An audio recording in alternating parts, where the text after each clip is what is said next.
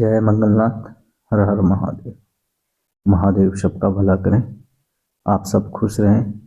ऐसी मंगलनाथ महादेव से प्रार्थना है। मंगल दोष निवारण महादेव शंभु शिवलिंग अंगारेश्वर। जिस किसी को भी मंगल दोष हो, महादेव को गुड़ और गेहूं चढ़ाए, महादेव उसका कल्याण करेंगे। एक कहानी है, हमारे अच्छे कर्म। जब हमारे अच्छे कर्म होंगे तो हमें वैसे ही मिलता है, हमारे काम भी अच्छे होंगे। पुराने समय में एक संत अपने शिष्यों के साथ एक गांव में रुके।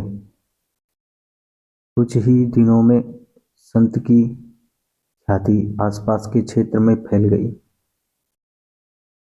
अब उनके प्रवचन सुनने और दर्शन करने के लिए दूर दूर से लोग आने लगे। ये देखकर उसी गांव का एक अन्य पंडित परेशान हो गया। उसे लगने लगा कि इस संत की वजह से मेरे भक्त कम हो जाएंगे, मेरा जीवन यापन कैसे होगा। पंडित ने संत का दुष्प्रचार करना शुरू कर दिया। वह लोगों के सामने उस संत की बुराई करता था। एक दिन संत के शिष्य को ये सारी बातें मालूम हुई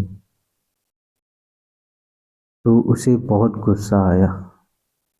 वह तुरंत ही अपने गुरु के पास पहुंचा और पूरी बात बताई।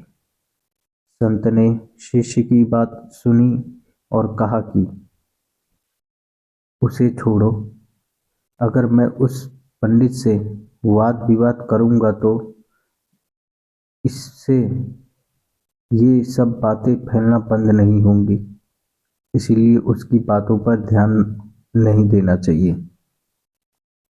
संत ने देखा कि शिष्य का क्रोध शांत नहीं हुआ है।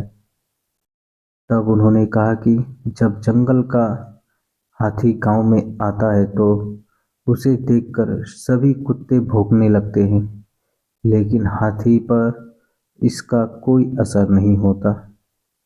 हाथी अपनी मस्त चाल चलते रहता है। कुत्ते भौंकते हुए थक जाते हैं और वापस अपने इलाके की ओर भाग जाते हैं। हमें भी अपनी बुराई करने वालों के साथ इसी तरह पेश आना चाहिए।